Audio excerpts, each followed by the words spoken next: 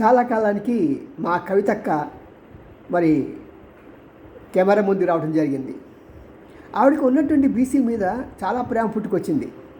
కానీ అక్కడ జరిగింది ఏంటంటే, మనకి ఒక సామాజిక వ్యక్తి అంటారు కదా, హృదయంలో ఏముంటే అదే మనసులో మాటగా వస్తుందిట మనిషికి.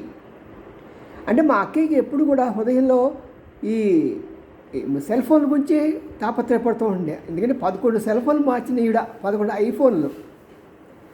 మరి ఆవిడకి ఆ ఐఫోన్ భాష, చైనా ఫోన్ భాష ఇంకేమి రావట్లేదు.